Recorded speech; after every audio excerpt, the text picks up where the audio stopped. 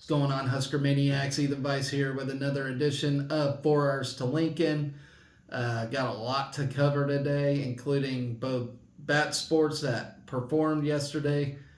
Softball got the win against stinking, ugly KU. Baseball. I hate to talk about that loss, but we're going to talk about it against Creighton. I just can't really fathom the fact of losing to Creighton 11 out of the past 12 tries. Just unbelievable on how we performed there. But, there's still a lot of season left, and hopefully get back on track. But, it don't take away the fact Creighton is a great team. They deserve to be ranked, for sure. Hopefully we can retain our ranking. I just don't know, though. I feel like a sweep against Ohio State would keep us there. But I don't know. It seems like every time. And it don't matter what sport. We get ranked and then we lose. And it just sucks. Anyways, I'll talk about that here in a minute. There's other things to talk about, too. Got previews with women's gymnastics, men's gymnastics, bowling, men's tennis, track and field, and then some other miscellaneous news. So let's talk about it. Let's get that loss out of the way real quick. I usually like to start with the worst and then build our way up. All right, so we suffered a 5-3 setback against Creighton. We were on our way to win that game, of course, and we should have. We had 2 runners on base at the end and just could not get it. So that snapped the nation's second longest win streak. I wish we could have kept that going. So we're now 20-6, though. However, that is the good news. We are 20-6. Still in the single-digit loss column, so that's all fine and dandy. Scored 3 runs on 7 hits and 2 errors, while Creighton totaled 5 runs on 11 hits and 2 errors. Will Walsh started for Nebraska, lasting 2 frames until allowing 2 runs on 4 hits with 3 strikeouts. A 7-man bullpen committee comprised of Ty Horn, Caleb Clark, Tucker Timmerman, Casey Dice, Jalen Worley, Ron Sanders, and Kyle Perry combined to allow just 2 runs on 7 hits on 5 innings of relief. So we went through pitchers galore over last night's game. Caden Brumbaugh and Riley Silva led the Big Red at the plate with 2 hits each, combining to score all 3 runs. Dylan Carey finished 1 for 4 and notched his team-leading 10th double of the season. Cole Evans and Will Jeske drove in the only 3 runs for the Huskers, while Joseph Karen added a hit. Or Josh Karen, sorry guys, I don't know why I called him Joseph. All right, following a scoreless first inning on both sides, Creighton got to Walsh after a single set up a 2-run home run from Hogan Heligzo to put the Blue Jays up 2-0. The southpaw settled in shortly and limited the damage, forcing a flyout to strand runners on the corners. A pair of Huskers reached to open the 3rd frame.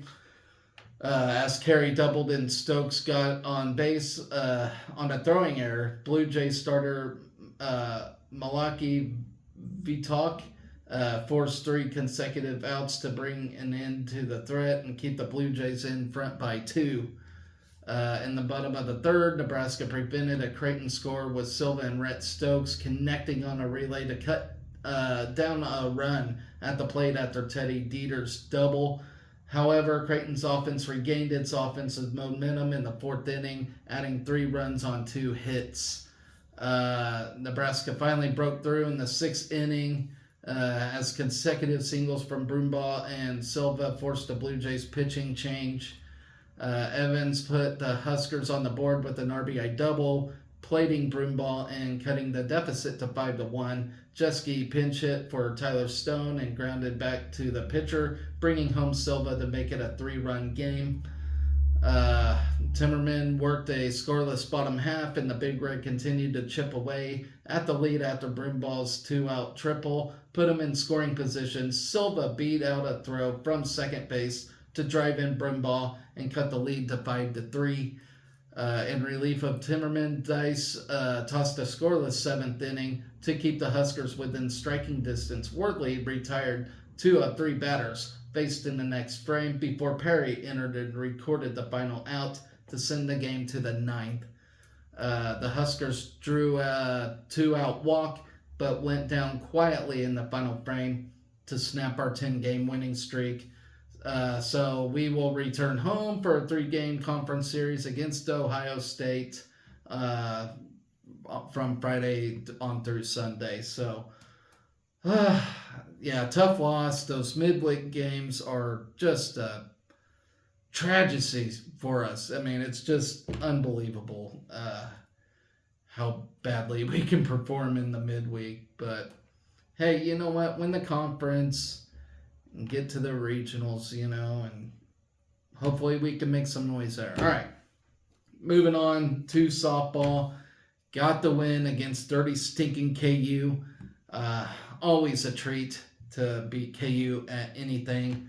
That is what I'm all about. All right, so Emerson Cope and Kalen Kinney combined on a 6-hit shutout to lead Nebraska to a 4-0 victory over KU. Cope started and scattered 5 hits over a career-long 4.1 innings. Kinney then came in and picked up her third save with 2 shutout innings of relief. Offensively, Brooke Andrews went 3 for 4 with an RBI and 2 runs scored. Samantha Bland was 3 for 3 with a walk and 2 RBIs, and Billy Andrews slugged her 13th home run of the season. With the win, Nebraska improved to 22-13 on the season. KU, which was ranked last week, fell to 22-12-1 on the year. Casey Hamilton took the loss, allowing 3 runs in 3 innings. Nebraska jumped out to a 1-0 lead in the bottom of the first. Brooke Andrews singled with 1 out and scored on a 2-out RBI double from Bland. The Huskers added another run in the 3rd inning. Brooke Andrews led off with a single before Ava Bradwell walked. Bland then delivered an RBI single through the left side and scored Andrews, leading 2-0. Nebraska had runners at 2nd and 3rd with no outs, but could not add to its lead. Nebraska did add to its lead in the 4th inning. Bella Bacon led off with a single and was at the second base with 2 outs for Brooke Andrews, who delivered an RBI single to make it 3-0. 2 more walks loaded the bases before a flyout ended that inning. And the top of the 5th, KU got a leadoff double followed by a single, but on the single, Brooke Andrews made a perfect throw to home plate to get the runner attempting to score. That was a beautiful, beautiful play, by the way. It remained 3-0 lead for Nebraska until Billy Andrews led off the bottom of the 6th with a home run. Kinney then retired the side in order in the top of the 7th to secure Nebraska's 2nd shutout of the season. We remain home this weekend with as we host Penn State for a 3-game series on Friday, Saturday, and Sunday. So good stuff there. Great win. They got a midweek win and couldn't be any happier. Some post-game notes from this softball game. The win was the 1600th victory in Nebraska softball history. So we hit a milestone. That great stuff. Terrific stuff. All right, Nebraska posted its 2nd shutout of the season, with both shutouts coming against teams who have been ranked this season, and that would be KU and Oregon. Emerson Cope started and went 4 innings to post the longest outing of her career. Her previous long outing was 3 innings against San Diego State on February 23rd. Kaylin Kinney earned her 3rd save of the season. She has now earned either the win or the save in 17 of the Huskers' 22 wins this season. Brooke Andrews produced her 3rd game this season with 3 or more hits, while Bland had at least 3 hits for the 4th time. Billy Andrews had 1 hit in the game, and she moved into 10th place in Nebraska history with 217 career hits. So awesome stuff there by Billy Andrews. She is just moving up on everything. So that is it for baseball and softball. Seems like softball's getting it figured out, and I think they're gonna go far this year. I really do. And as far as baseball, I think they have a chance to go far as well. But the question is, what can we get our pitching situation figured out in the midweek by then? That's the question right now. Weekend games were terrific. We're the best freaking team out there, but yeah, those midweek games are terrible and brutal. And not taking anything away from Creighton though. They are a good team. They're 21-4 now, so if that's any consolation there. So let's move on to previews for tomorrow. I do not have baseball or softball previews today. I will preview those tomorrow, but let's get through some other stuff. Women's gymnastics tomorrow, taking on the NCAA championships in their regional, I should say. Let's see. They are set to compete in the second round of the NCAA championships, which will be tomorrow, and that'll be in Fayetteville, Arkansas. We'll compete in session 1, which starts at 1 and will be streamed on ESPN+. We'll face off against number 7 Kentucky, number 12 Arkansas, and number 24 Arizona. Let's see here. The top 2 teams from each of the 2 sessions taking place on Thursday will advance to the NCAA regional final, which will be on Saturday, April the 6th at 5.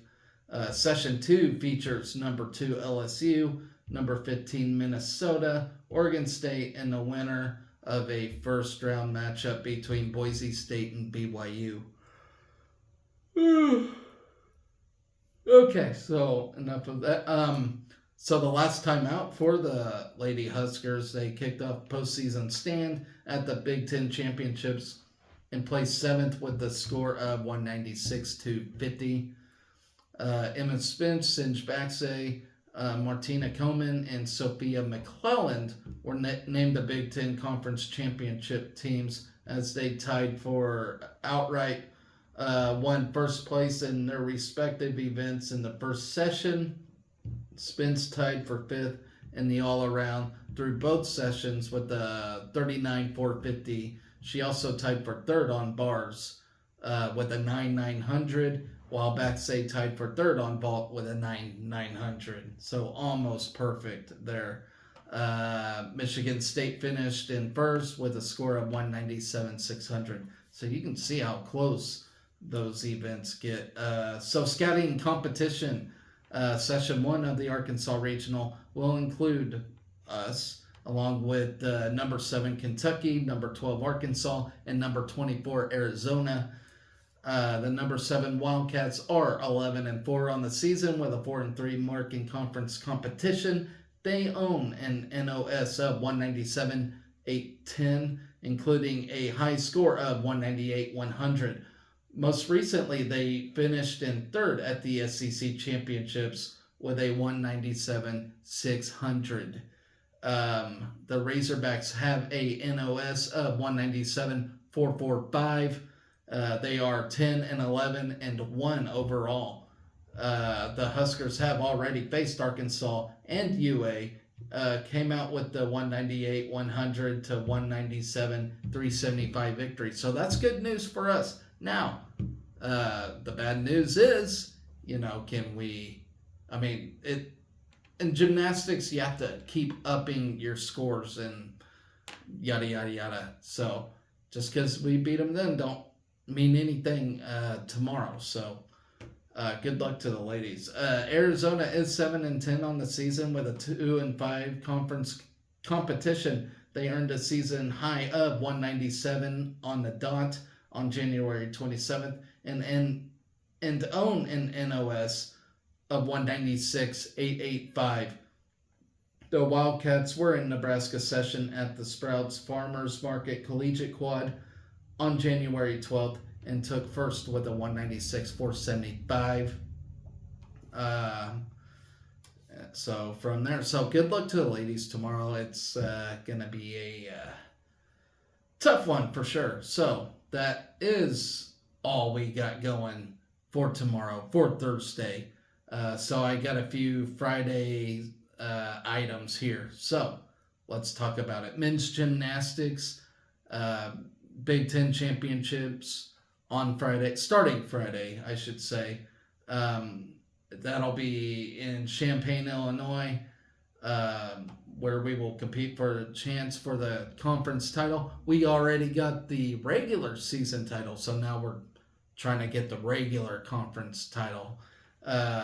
Each of the 5 teams competing in the conference championships rank among the top 7 in the country out of 15 teams. So 15 teams as a whole, and that includes like NAIA Division 3, Division 2 schools. So men's gymnastics is like dying in it. It's really sad. Okay, so the Huskers will compete for the team title on Friday, April the 5th, while the top 10 individuals on each event will advance to the event individual finals on Saturday, April 6th. So it's kind of a cool setup how they do it. Both sessions are set to begin at 7 p.m. and will be broadcasted live on the Big Ten Network. So I look forward to that, and I really think we have a chance. I really do. So the last time out, Nebraska pocketed a share of the Big Ten regular season conference title for the first time in Nebraska history. Now, this ain't our very first conference title ever, just in the Big Ten. So we got a lot of conference titles in the past. And we got the win against Ohio State in that. Always going to beat Ohio State in something by a very demanding score. It was 418-200 to 414-500. The Huskers collected a total of 19 personal best scores during that meet, along with setting a new program record high team score on pommel horse, which was 71.70.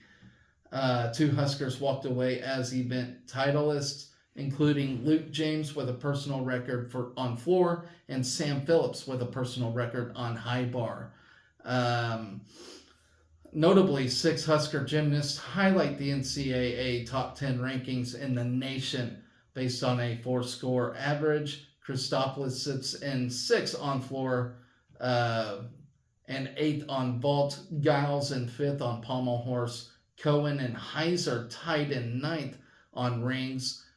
Tiderman in 10th on vault and 8th on high bar. And Phillips 5th overall in the all-around.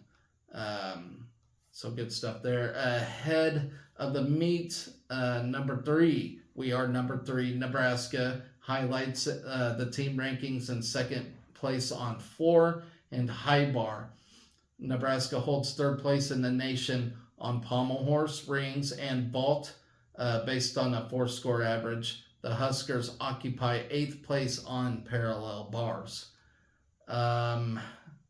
So scouting the competition real quick, looking ahead, we lead the Big Ten with number 4 Michigan, followed closely behind number 5 Illinois, rounds out the top 3, sharing the 2024 Big Ten regular season conference title with Nebraska. Number 6 Ohio State and number 7 Penn State will add to the competition over the weekend. And so there's that. Then on Friday we got bowling at in the NCAA regionals. There's not really much to tell, but we are in a 4-team double elimination format, if that makes sense. So in our group, we will take on Maryville first, and then kind of depend on whether you win or lose. Then you've got Youngstown State, Marion, and Maryville. So I will keep you guys informed on how that bowling tournament is shaping up and whether we'll move on the next round or not. So there is that. All right, moving on to men's tennis. A very good men's tennis team, I should say. Good for Nebraska, I should say. We are ranked number 61. They rank so many teams. There's like 360 some teams.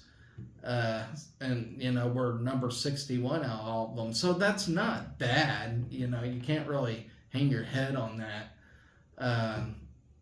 But yeah, we're 12-7, 1-2 in the Big Ten, but we're set to host Big Ten foes. We got number 26 Illinois, and then you got number 64 Northwestern. This weekend, we are coming off our first conference win of the season over Wisconsin, where we defeated them 6-1.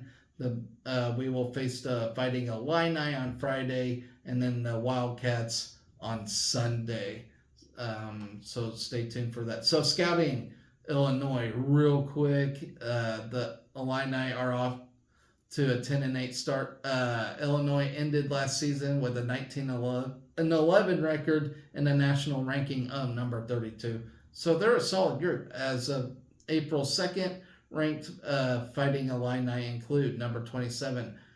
You got Carlos Ozolins, number 34, Hunter Heck, and number 83, Kenta Mayoshi in singles. Ranked orange and blue doubles duos are number 7, Hunter Heck and Carlos Ozolins, number 27, Lucas Horv and Oliver Okonkwo.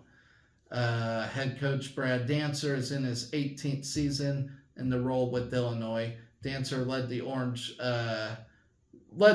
and blue to a Big Ten tournament title in 2021 and has coached Fighting Illini into the NCAA tournament in 16 of his 18 seasons. So, I would say they're a premier NCAA tournament type team, and they will be tough. All right, so our series history with Illinois, here it is, folks. We are 1-12 against them. So we could always make it 2-12, but who knows? It's going to be a very, very difficult one for sure. All right, so moving on, talking about Northwestern now. Number 64 Northwestern. They are off to a 7-14 start as they are 1-3 in the Big Ten. Start on the 2023-24 season, coming off their most recent 4-0 win over Chicago State. And if any of you know anything about Chicago State athletics, they're not very good. Northwestern ended last season with a 21-10 record and a national ranking of number 25. As of April 2nd, doubles duo Gleb Beckar and Felix Nordby were the only nationally ranked Wildcats, coming in at number 48. Head coach Arvid Swan is in his 16th season with the Wildcats. Swan has led Northwestern in advancing in the NCAA tournament in 6 of the last 7 years of participation in the NCAA tournament. Prior to playing Nebraska on Sunday, the Wildcats will take on Wisconsin on Friday. And our series history against Northwestern, again, we are 1-13 against the Wildcats. But I think we could take them this time around. But we'll see. Hopefully we do, and have a happy, joyous moment. The Huskers are coming off a 2-0 weekend after hosting Wisconsin and Illinois State in a doubleheader. With the 2 wins, we do move on 12-7 in the spring season, 1-2 in the conference play, and 9-1 at home. On April 2nd, Calvin Mueller was ranked nationally by the ITA at number 109 in singles. Last weekend, Mueller put up his fourth consecutive straight set win at number 2 singles with a 8-1 record in the slot. In the first two Big Ten matches of the season, Mueller upset ranked Michigan State's number 34 Ronald Hauman 6-3, 6-2, and Michigan's number 125 Jacob Bickerstaff 6-4, 7-5. Mueller has a 3-0 single start in Big Ten play and overall 22-9 record for this very season. So he is having himself a good year. Also on April 2nd, Nebraska was ranked by the ITA at number 61 with a 12-7 record. Early this season, the Huskers claimed 2 straight Big Ten honors. Shep was named Big Ten Player of the Week on January 17th, and Calvin Mueller on January the 24th. Both Shep and Mueller were recognized for their perfect 4-0 weeks and straight set victories. So good stuff's there. All right, moving on to track and field. Let's see. All right, my last of the previews here, folks. Nebraska track and field continues the outdoor season this weekend at the Gym Click Shootout, hosted by Arizona. Combined events begin at 12:30 p.m. on Friday, with field events starting at 1 p.m. All right, so here's the following Huskers who have either improved their marks or cracked the all-time top 10 outdoor charts at Nebraska this season. Let's name them all. Nico Schultz with the 800-meter time of 1:47.40. He is number 6. Amelia Flint with the shot put through a 56-1 at number 5. Hillevi Carlson at number 5 in the hammer throw. She threw a 2:03.11. Mine de Klerk sitting at number 6 with the discus, with throwing a 181 on the dot. Darby Thomas ranking number 6, tied for 6, in the 100-meter, running a 11.35. Berlin Schultz at number 8 in the 1500-meter with a time of 4:19.94. She's a great distance runner, and I'm really enjoying following her freshman year. And she is also a cross-country runner, if none of you know. Then you got Aniko Sarah sitting at number 9 in javelin with the 177.11.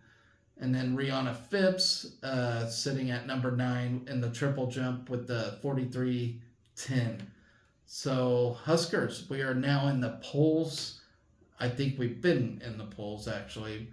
The women's track and field team is ranked 11th in the second week of the USTF CCCA rankings after a majority of the team spent the weekend in Gainesville, Florida at the Pepsi Florida Relays. Very, very tough track meet, by the way. The women were ranked 59th in last season's week 2 poll before quickly dropping to 11th during the week 5 rankings. So through the first weekend competing this season, the Husker women posted 5 marks inside the top 15 nationally, while adding 7 all-time marks. Rihanna Phipps ranked 4th nationally in the triple jump after hitting 43.10 at the Florida Relays. The Huskers have 3 javelin throwers in the top 16 of the NCAA, led by Aniko Sarah at 6th with a 177.11. Newcomer Emanuela Casati is ranked 12th with a 173.6, and Murta Kolizik is 16th with a 176. Amelia Flint won the shot put at the Florida Relays with the current 7th best mark in the country with a 56.1.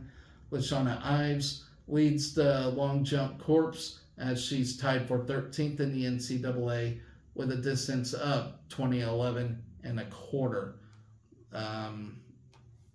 On the men's side, Darius Luff in the 110-meter hurdles, Michaela Moore in the triple jump, and Nico Schultz in the 800 meters all rank inside the top 10 nationally. So good stuff there. All right. Here's some other news for you fine folks at home. Keisei Tominaga playing in the All-Star game. That is really cool. So not only is he doing the three-point shooting contest, he's playing in the All-Star game. And I really believe he deserves to.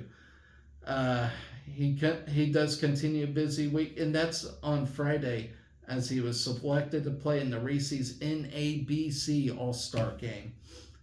The game takes place this Friday, April 5th at 5:30 p.m. at State Farm Stadium in Glendale, Arizona, as part of Final Four Friday. The game will be televised on the CBS Sports Network.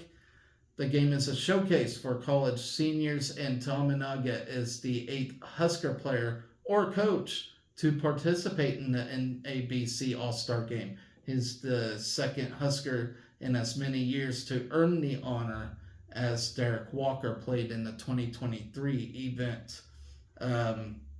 Tominaga will also compete in the Haynes Men's three-point championship on Thursday evening, tomorrow evening actually, as part of the State Farm College Slam Dunk and three-point championships.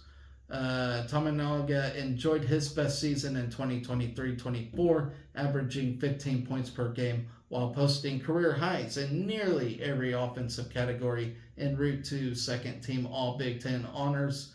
His 76 three-pointers ranked 8th on Nebraska's single-season chart, while he was 6th in the Big Ten in three-pointers per game. Tominaga comes off his 8th 20-point game of the year by scoring 21 points, including 5 three-pointers in the Huskers NCAA tournament game against Texas A&M. He had a career-high 31 points at Illinois with one of 3 career 30-point efforts as a Husker, a 2-time All-Big Ten honoree. He totaled 1,074 points in 3 seasons at Nebraska and finished 7th on Nebraska's career 3-point list with 178. His efforts helped Nebraska to a 23-11 record, a third-place Big Ten finish, in the school's first NCAA tournament appearance since 2014. Tominaga, who will play for the West team, is one of 3 Big Ten players participating, joining Ohio State's Jamison Battle and Maryland's Jameer Young. Oakland's Greg Kempe and San Diego's Steve Lavin will serve as coaches in the All-Star game. That's cool that Oakland's coach got the bid to coach in that, because I think he deserves to. He's a pretty good coach, and I kind of like the guy. All right, moving on. Taylor Christopoulos and Chase Mondy earning some recognition. The 2 gymnasts, they received weekly accolades following Tuesday's conference matchup against Ohio State, where they took home a share of the Big Ten regular season conference title and set a top 3 overall team score in Nebraska program history. Taylor Christopoulos was named CGA Gymnast of the Week, and Chase Mondy was named CGA Freshman of the Week, announced by the College Gymnastics Association this morning. Taylor Christopoulos competed in 5 events against Ohio State, where his performance was highlighted by a personal best score of 14.05 on high bar, earning a 3rd-place finish. The captain also helped the squad set 2 season-high team scores on pommel horse and floor, with pommel horse being a program record for Nebraska with a 71.70. Christopoulos earned 6 on floor, 7th on pommel horse, 5th on vault, and 6 on parallel bars. Competing in every meet this season, Chase Mondy secured a solid 14.35 on vault, landing in 8th overall, and a personal best score of 14.6 on floor, and 3rd place in a season-high event score on floor for the Huskers. Ohio State's Parker Thaxton earned CGA Event Specialist of the Week. The Huskers will return to competition to compete for a chance at the conference championship for the NCAAs. as I had mentioned, and that starts on Friday. So good luck to the men on that. All right, moving on to volleyball. Last segment of the day.